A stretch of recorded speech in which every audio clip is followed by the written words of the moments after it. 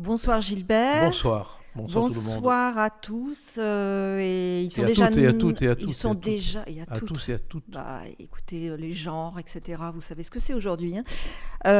Et surtout, bonjour à ceux qui nous ont rejoints en premier. Il y avait Rudy Taffin qui dit bonjour maître, heureux de vous voir. Joseph Sarkis, Dominique Martin de Toulon. Mylène Tour, bonsoir maître, bonsoir à vos amis et oust à vos ennemis. Ah, que c'est beau ça, merci. Et Francis Deroux, c'est quoi de ce vote fait en pleine nuit pour le pass sanitaire, attaque-t-il d'emblée? Oui, il a raison.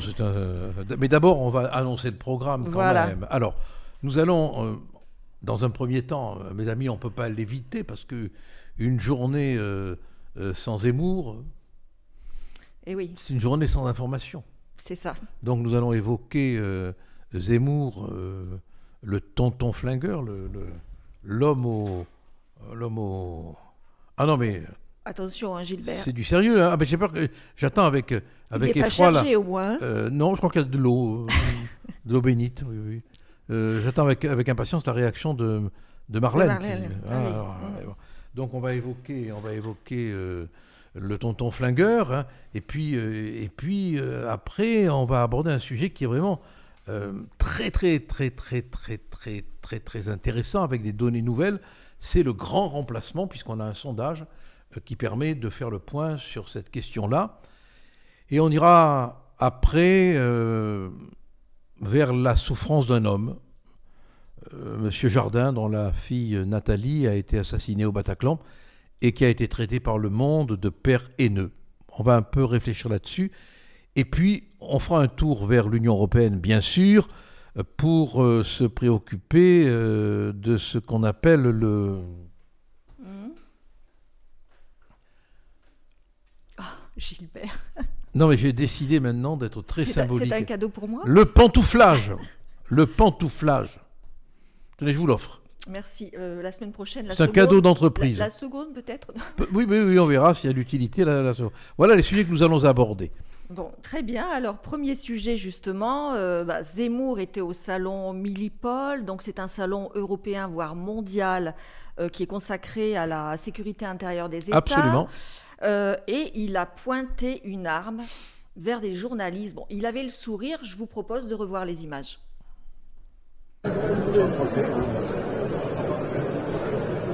Super. C'est avec le pointier. Ouais.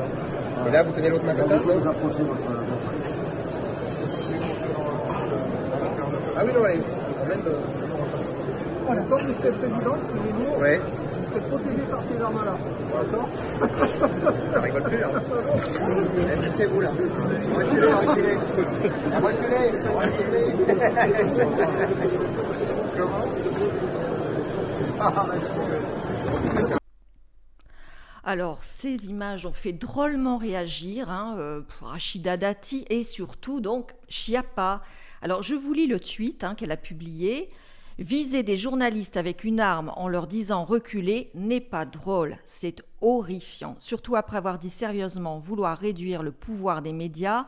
Dans une démocratie, la liberté de la presse n'est pas une blague et ne doit jamais être menacée. » Alors, Gilbert, j'ai envie de vous dire, Zemmour, c'est qui? Rambo, qui veut détruire la liberté d'expression des journalistes à coup de Kalachnikov?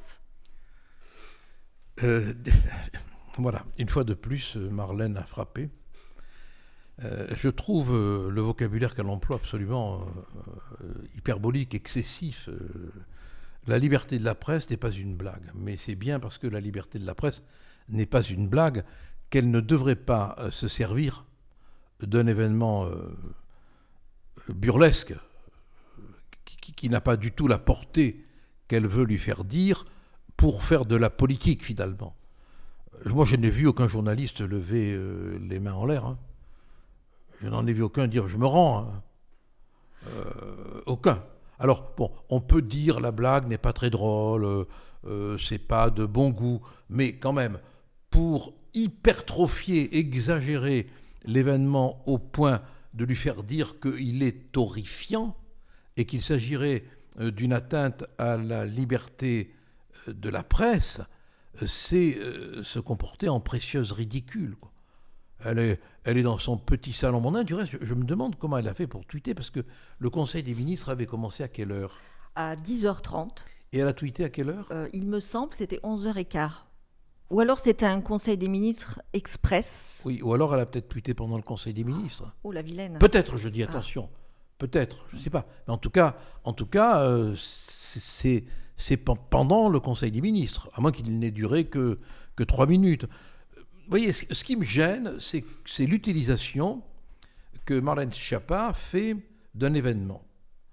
Tous les gens sérieux reconnaissent que c'est un moment de caricature, qu'Éric Zemmour pointe cette arme neutralisée, parce que toutes les armes qui sont au Millipol sont neutralisées. J'allais vous dire quand même, ça ne se fait pas théoriquement de pointer une arme. Non, mais c'est bien la preuve qu'il n'a aucune habitude des armes. C'est vrai que ça ne se fait pas de pointer une arme, même déchargée sur quelqu'un. C'est une règle, mais faut-il encore avoir la pratique des armes pour le savoir? Mais ce qui me choque, et ça présage d'une mauvaise campagne des présidentielles, c'est que la précieuse ridicule, elle s'empare de mots auxquels elle donne un sens colossal pour un événement qui n'a pas du tout l'importance qu'elle lui accorde. Enfin, quand même, la liberté de la presse, elle aurait été malmenée parce qu'Éric Zemmour aurait fait cette clownerie, aurait voulu faire un moment d'humour qu'on peut ne pas apprécier. Non, la liberté de la presse, c'est quand même ce que dit Reporters sans frontières. Et que dit Reporters sans frontières? Eh bien, qu'on est en 34e position sur 180 du point de vue de la liberté de la presse. Et on est quand même un pays où tous les médias sont concentrés entre les mains de quelques milliardaires. Et on est quand même un pays où France Inter exprime en permanence une idéologie très claire et très nette, hein, bien à gauche, très à gauche. Bon, rappelez-vous l'épisode de la moustache, hein, tout ça c'est anodin évidemment. Hein. Là, Marlène Schiappa, elle ne s'est pas indignée du rasoir pour raser la moustache, non. Bon, tout ça, moi, me donne l'impression que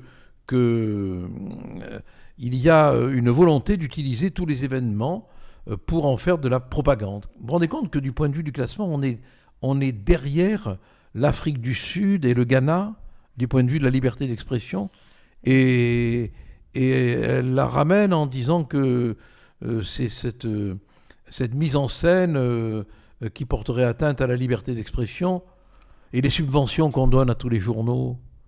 Vous croyez que c'est normal qu'on subventionne des journaux? C'est pas une petite manière de les acheter? Ça date quand même d'un assez longtemps. Ah ben c'est pas parce que les choses moches durent depuis longtemps qu'elles en sont moins moches. Hein. Bon, après, vous l'appelez la précieuse ridicule, Schiappa, mais Zemmour, lui, la traite d'imbécile. Non, il a osé la traiter d'imbécile. Oui. Marlène Schiappa, imbécile. Il a dit ça. Ah oui. Mais je crois que ça a choqué Rachida Dati. Aussi. Qui, à mon avis, au fond d'elle-même... N'en pense pas moi. Je ne sais pas, mais elle est intelligente, Rachida. Donc je ne sais pas quelle opinion elle peut avoir de Marlène. Hein. L'opinion secrète de Rachida sur Marlène serait intéressante. Moi, je le dis publiquement, Marlène Schiappa, c'est un génie. Ah oui. Einstein à côté, c'est un imbécile. Quand on la voit parler, quand on entend sa voix, quand on voit le choix des mots qu'elle opère, on se rend compte qu'on a affaire à un grand moment d'intelligence universelle, mais qui transcende les frontières. C'est une lumière. Les frontières européennes, bien sûr. Oh non, mais mondiale, c'est une lumière. Non, avant qu'on trouve dans un gouvernement quelqu'un d'aussi intelligent, on aura du mal, on aura beaucoup de mal. Et puis, vous voyez, la traiter d'imbécile, franchement, c'est faire du tort à tous les imbéciles. Bon, en attendant... Vous ne trouvez pas? Bon, écoutez, je ne Moi, veux si pas j'étais juger imbécile, un je me ministre. sentirais encore plus imbécile, là. Bon, en tout cas, ça n'est pas la Maintenant, seule... peut-être que je suis imbécile pour Marlène. Hein. Elle ne s'est pas encore exprimée sur le sujet. Hein. Non, mais elle va le faire sûrement. Peut-être après vous avoir vu avec votre pistolet, là... Ah ben là, elle va peut-être déposer plainte, même. Hein. Bon, en attendant, c'est pas la seule, quand même, qui se soit exprimée. Non, mais vous vous rendez compte du choix des mots, quand même. Quelle hypertrophie, oui. Enfin, allez-y. Oui, donc c'est pas la seule qui se soit exprimée. Il y a quand même eu Ménard. Alors moi, ça m'a étonnée quand même, parce que Ménard a reçu Zemmour à Béziers. Je croyais qu'ils étaient tous les deux en bons termes. Oui, alors c'est quoi? terme, C'est le Béziers de Judas. Enfin, je vous propose de regarder. Pas mal. Mais lui, c'est une connerie de faire ça. il joue quoi, au petit soldat. En même temps, il vous dit, le chef de l'État doit avoir une espèce de stature, vous savez ce qu'il fait, la comparaison permanente avec De Gaulle et tout ça. Et en même temps, tu prends une arme. D'abord, tu prends pas une arme. Ensuite, tu la pointes vis-à-vis de personne, même en souriant. C'est le b.a.-ba. Je veux dire, vous pouvez pas jouer à ça. On peut pas reprocher à la classe politique de pas être à la hauteur de la fonction, je sais pas comment dire, pas à la hauteur de la situation, et se mettre à jouer comme ça le petit soldat avec une arme. Non. Et voilà. Eh bien, le Connerie, restaurateur de Béziers, il a la louche dure. Connerie, c'est une connerie de ce qu'il a fait. Il joue au petit soldat. Bon, moi, j'ai pas eu l'impression que Éric Zemmour se prenait pour un légionnaire. Franchement, tu ne prends pas une arme, tu ne la pointes sur personne, même en souriant. C'est le b.a.-ba. Bah, voilà, mais bon. Oui, mais moi j'aurais envie quand même de rappeler à ce cher Robert Ménard, une certaine affiche tout de même. Hein, je vois de quoi vous voulez parler. Une certaine affiche qu'on doit voir en ce moment.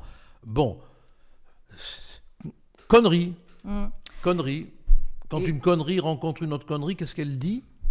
Eh ben, je sais pas. Ben, rendez-vous à la connerie. Hein. Bon. En tout cas, bon, il n'est pas tendre avec Zemmour, mais il n'est pas tendre avec Marine Le Pen non plus. On a une deuxième vidéo, regardez. Marine Le Pen, c'est un peu dégueulasse vis-à-vis d'elle. Elle a jamais été au pouvoir. Enfin, vous pouvez ne pas être d'accord avec le Rassemblement National ou le Front National, mais elle a jamais été au pouvoir. Vous pouvez pas lui demander des comptes sur un certain nombre de choses. Et elle apparaît comme un peu vieillie, dépassée. Connerie, d'un côté, vieille, Oui. dépassée, C'est sympa, hein. mais ça devient... Il a mangé de la vache enragée. Ah oui, ou du taureau plutôt. Mais il ne mange pas de viande. Ah oui, c'est vrai. Végétarien. Oui, il ne mange pas de viande, donc ça ne peut pas être de la vache enragée, mais c'est peut-être, je ne sais pas moi, du concombre diabolique ou du navet nucléaire, qui sais-je. Que sais-je.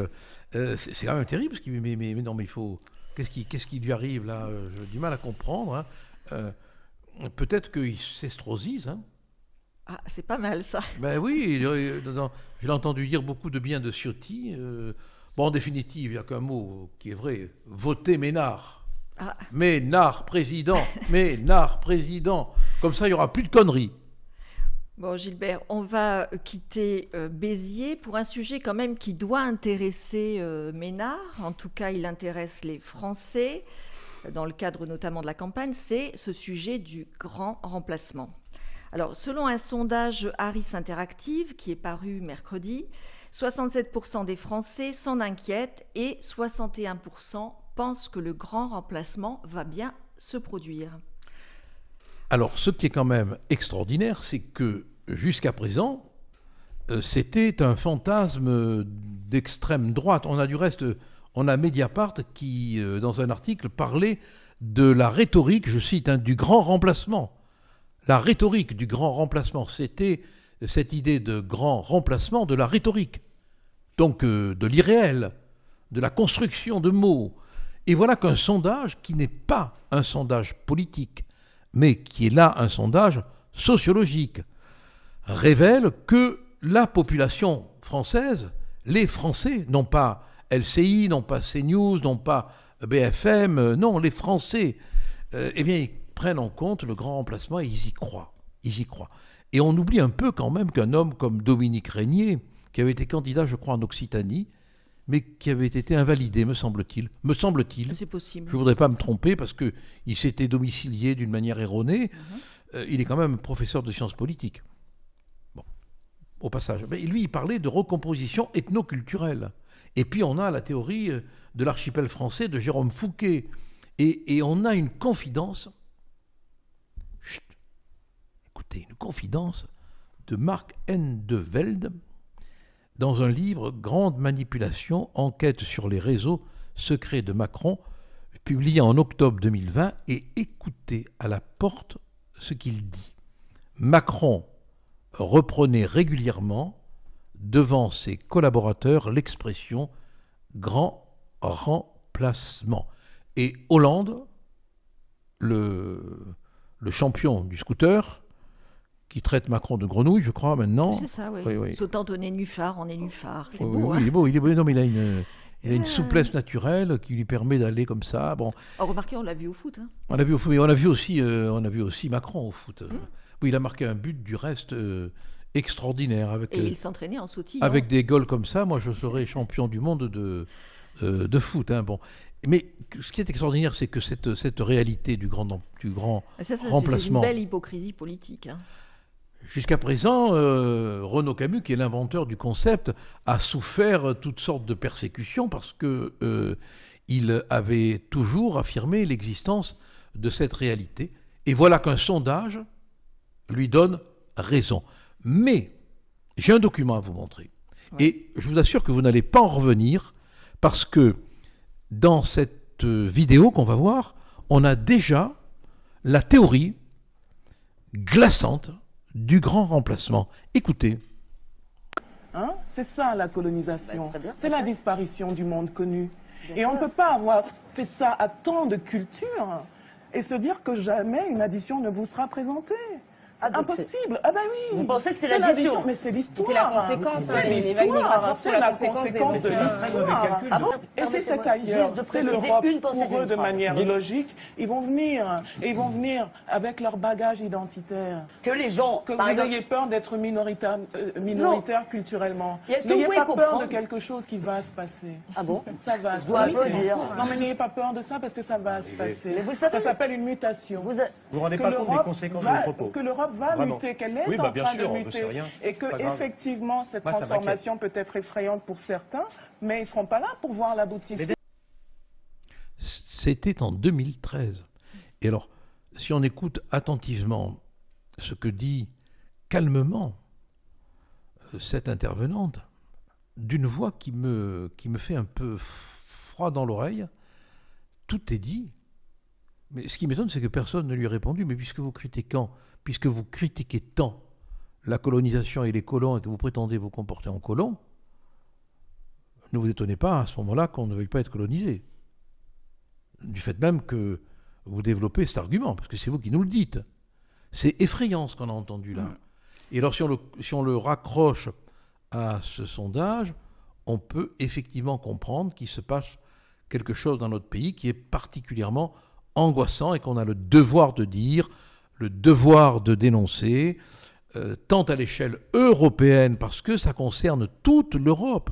Je veux dire que ce n'est pas qu'un phénomène français, c'est un phénomène européen que l'Union européenne cherche à masquer par tous les moyens. Il ne faut pas en parler, il ne faut pas le dire, il ne faut pas l'évoquer. C'est tabou de chez tabou.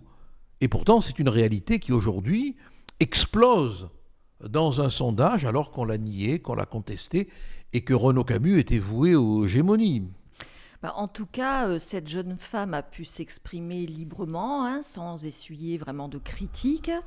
Et à côté de ça, Le Monde a publié un portrait donc, de Patrick Jardin, dans lequel il qualifie le père de Nathalie, hein, tué au Bataclan, de père haineux. Alors, quelle a été votre première réaction en lisant cet article ? Je n'en suis pas revenu, parce que j'ai trouvé très blessant ce qualificatif de père haineux. J'ai une longue expérience en tant qu'avocat de la souffrance des victimes. Quand on perd un être cher, on subit une souffrance insondable, incommunicable. Et je n'ai pas connu dans toute ma carrière le père ou la mère d'une victime qui ne veuille pas une justice exemplaire et qui ait envie de donner son amour à l'assassin de son fils ou de sa fille. Je ne l'ai jamais vu. Et je trouve absolument extraordinaire qu'une journaliste, Madame Marteau, je crois, ose imposer au père d'une victime un devoir d'amour à l'égard des assassins, ou en tout cas une exigence d'absence de haine. Mais qui est-elle ? Que sait-elle de la souffrance des hommes des femmes. Que sait-elle de la souffrance d'un père qui a quitté sa fille dans toute l'espérance de la revoir avec tout ce que cela veut dire des beautés de la vie et qui apprend qu'elle a été assassinée? Qu'est-ce qu'elle en sait? Et elle se permet d'écrire que c'est un père haineux. Elle a rectifié le titre. Hein. Oui, colère sans limite d'un père. Voilà, ça a été le titre rectifié, ce qui prouve bien que le premier titre était déplacé. Mais vous ne trouvez pas que, à s'intéresser à la haine, il vaudrait mieux s'intéresser à la haine des assassins, à la haine des meurtriers, plutôt qu'à la haine des victimes? Mais est-ce que vous vous rendez compte de l'inversion des choses, de l'inversion totale des valeurs? Ce n'est pas la haine de ces salauds qui ont tué au Bataclan et ailleurs qu'on doit prendre en compte. Non, c'est la haine, selon Le Monde, c'est la haine du père de Nathalie. Mais de quel droit on lui assigne un devoir d'absence de haine, voire de compassion à l'égard des victimes? Non, mais on est chez les fous. C'est absolument insensé. Oui. Et quand même, comment est-ce que Le Monde s'autorise ce rôle de censeur? D'abord, moi, au passage, je vais vous répondre. Le Monde, Oui. c'est un journal subventionné. En 2020, sauf erreur de ma part, si je me trompe, vous me corrigerez, ça a été 1 million d'euros. Non, je pense que vous avez raison. Bon, d'abord, je trouve qu'on n'a aucune raison de subventionner ces journaux. Aucune. La liberté de la presse, c'est le lecteur, c'est pas l'État. Ensuite, Le Monde est rémunéré par Facebook. Vous savez pourquoi? Oh, vous allez me le dire. Pour ses contributions au dispositif de vérification des fausses informations. C'est vrai que le journal Le Monde ne publie jamais de fausses C'est un informations. peu comme BFM, le fast-checking. Voilà, et voilà. Donc on a là toute une agence de morale de l'information, mais ils ont quand même annoncé la mort Le Monde, de oui. Tapi, alors qu'il n'était pas encore mort. 2 ans avant, non? C'est 2 ça. ans avant, oui.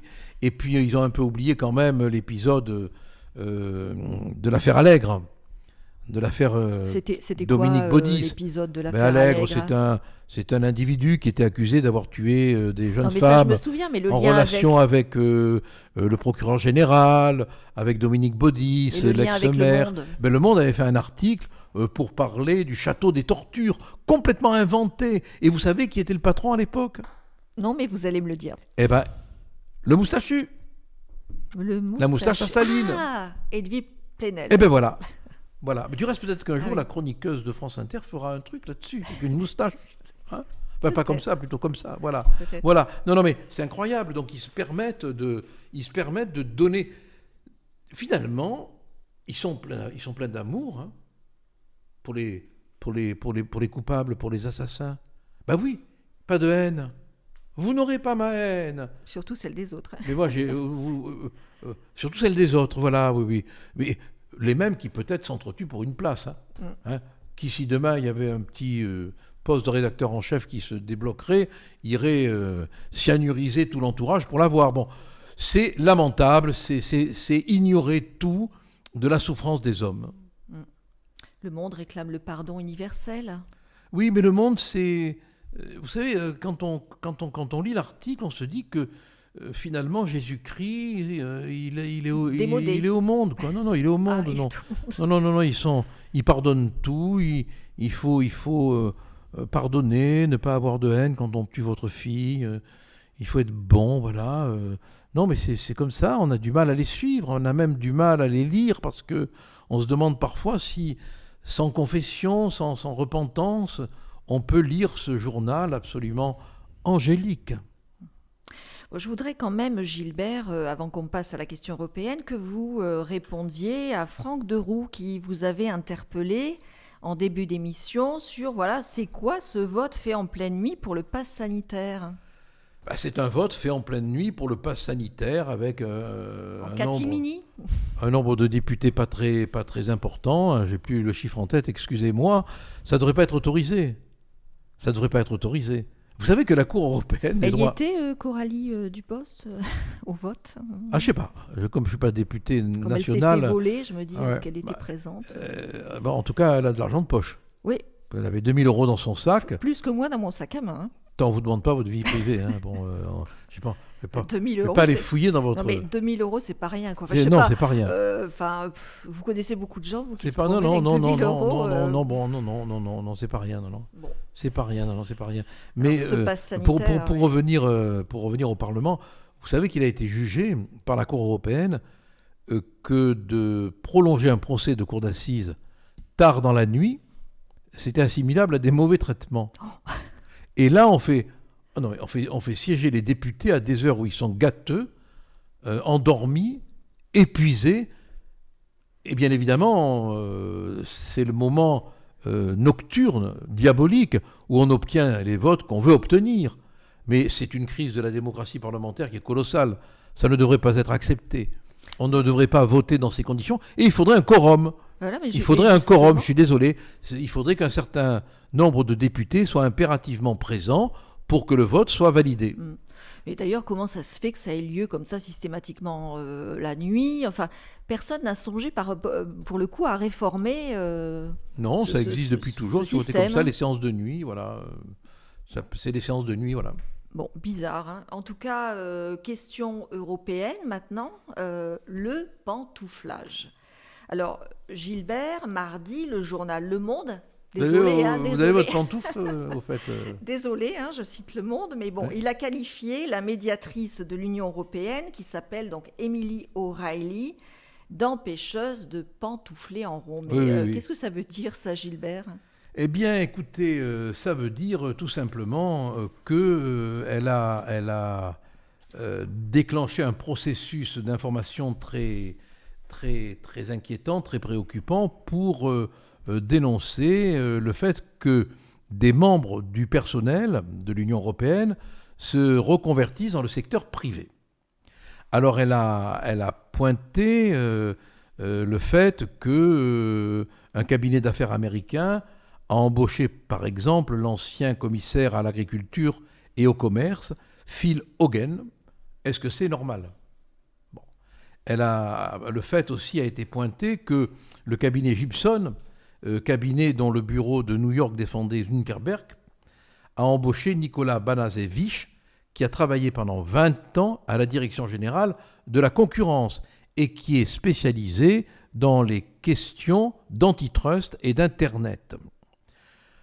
Bon, ça pose quand même des questions. Et puis sur un sujet quand même qui nous préoccupe tous, elle a tenté d'en savoir plus sur des échanges de documents et de textos entre la présidente de la commission Ursula von der Leyen et les dirigeants d'une firme fabriquant un vaccin contre le Covid-19. Et qu'est-ce qu'elle a répondu, Ursula von der Leyen? C'est bien de vous poser la question, que ça n'a pas été enregistré. Mais notre Émilie, elle ne l'accepte pas et elle a l'air d'insister et de vouloir en savoir plus. Donc cette Union européenne quand même qui fait la morale, qui réglemente tout, qui contrôle sévèrement le fonctionnement de tout, elle a quand même, en ce qui la concerne, une certaine disons, indulgence. Et je trouve que le travail que fait cette médiatrice, Émilie O'Reilly, si je prononce bien, est intéressant et elle a l'air de vouloir s'accrocher et on verra bien évidemment ce que ça va donner. Mais c'est intéressant. Je crois que vous avez voté aujourd'hui sur une question. Oui, on a voté effectivement. Oui, on a voté. On a voté dans un sens qui confirme tout ce que je viens de vous dire. Un texte qui dénonce l'opacité des contrats. Qui dénonce l'opacité des contrats vaccinaux. sur les vaccins, donc exactement dans le sens de ce qu'elle recherche en questionnant Ursula von der Leyen. Bon, il faut patienter, on verra bien ce que ça va donner. Mais ce qui est intéressant, c'est de voir que petit à petit, quand même, de l'intérieur, on se pose des questions. Et ça, c'est intéressant. Ça met du temps, ça met beaucoup de temps. C'est le fruit de contradictions, d'oppositions, de rivalités, d'intérêts contradictoires. Mais progressivement, ça mettra beaucoup de temps, progressivement, on déverrouille des mécanismes d'entente qui ne sont pas clairs, le rôle des lobbies, on en parlait la semaine dernière. Aujourd'hui, là, le pantouflage, les gens qui se recasent, bon, petit à petit, on a des lumières, on a des chandelles qui s'éclairent dans des gros coins. Bon, il y a quand même les médias qui relaient l'info, c'est quand même Oui, bien. sûr. Non, mais, voilà, donc la non, mais presse faut est utile pas. aussi. Mais bien évidemment que la presse est utile, bien sûr. Même Le Parfois Monde. futile, quelquefois utile. Alors, il y a un commentaire de Rick Nivetta, l'Union européenne est le temple de la corruption. Vous êtes d'accord avec cette Moi, je déclaration? veux pas de procès là. Je veux pas. J'en ai quand même eu 3 dans l'année. Ça me suffit. Hein. Ça me suffit. Donc, je ne répondrai pas à cette question. Ah oui, avec votre franc-parler habituel. Oui, avec mon j'imagine franc-parler. que- Écoutez, voilà. Pour vous répondre, je vous dirai que je ne vous répondrai pas parce que je répondrai d'une manière qui vous satisferait pleinement. Après, j'ai une question, voilà, de Jacques Le Canard, que j'ose vous poser. Donc, Maître Collard, que retenez-vous de votre rencontre avec Éric Zemmour à Nîmes? Iriez-vous jusqu'à le soutenir s'il était en pole position? Vous savez, ce n'est pas la première rencontre que j'ai avec Éric Zemmour. C'est un ami, on se connaît depuis 1997, donc j'ai une amitié construite sur des idées littéraires, des discussions. Bon, on a parlé de beaucoup de choses. À l'heure actuelle, il n'est pas candidat. Donc, ça me permet de ne pas me prononcer. Il n'est pas candidat. Et lui-même, du reste, quand on lui pose la question, oui, n'en faites pas votre cul de poule. Oui, non, mais Ouais, si vous voulez, pas candidat, mais en campagne quand même. Hein. Non, mais il est quasiment candidat, on est d'accord. Oui, on est d'accord. Mais bon, il ne l'est pas. Mais de toute manière, le choix de tout le monde, y compris de Marine, qui l'a dit, je ne ferai que la répéter. Si quelqu'un était mieux placé que moi, mais on ne sait pas encore aujourd'hui qui sera le mieux placé. Bon, c'est vrai que les sondages, Marine, elle a quand même il faut s'en méfier. Hein, elle a une antériorité, elle a quand même mené beaucoup de combats. Bon, et on ne peut pas avoir une confiance absolue dans les sondages. Mais l'important, et c'est bien l'idée qui domine chez Marine, c'est que l'idée patriote, l'idée souverainiste triomphe. On n'a aucune... Il ne faut pas céder, quoi. Je veux dire, on ne peut pas accepter que M. Macron soit reconduit. Ça serait effroyable pour la France, effroyable pour le pays. Donc il y a une idée nationale qui domine là. Il y a une idée du pays. La seule alternative, c'est la France. Il n'y a pas d'autre alternative que la France. Voilà. Et celui ou celle qui pourra faire triompher... Et son drapeau, hein. Et son drapeau, bien sûr, bah oui. Et celui ou celle qui pourra faire triompher la seule alternative, à savoir la France, on doit tous être derrière elle, ou si la conjoncture le dicte, derrière lui. Mais parce que l'alternative, c'est la France. Il n'y en a pas d'autre. Historique, identitaire, économique, souveraine, sécuritaire, poétique, littéraire. Picturale. La France des siècles passés qui parle au présent. Très bien, Gilbert. Alors, sur ces mots, je vous propose de nous quitter. Nous nous retrouverons la semaine prochaine et en attendant, nos amis peuvent nous retrouver sur le site internet gilbertcollard.fr, nous suivre sur Telegram, retrouver aussi l'émission s'ils l'ont ratée, en tout cas le début, et s'ils veulent la revoir sur YouTube. Et puis bien sûr, si jamais ils ont des infos à nous transmettre... Ah oui, n'hésitez pas. Alors là, vraiment, je vous lance un appel. N'hésitez pas à nous contacter, à nous informer si des événements, des faits de dimension européenne ou nationale sont connus de vous et n'arrivent pas à cheminer dans l'information de la vérité, à nous le dire. Oui, on a même une adresse mail pour ceux qui veulent nous envoyer des infos, c'est newsletter.gilbertcollard@gmail.com. Voilà, et si on m'appelle, je réponds au téléphone. Exactement. Et vous répondez aussi au mail. Oui, je filtre, mais je réponds. Voilà, merci Gilbert. Et bonne semaine. Merci à tous et bonsoir.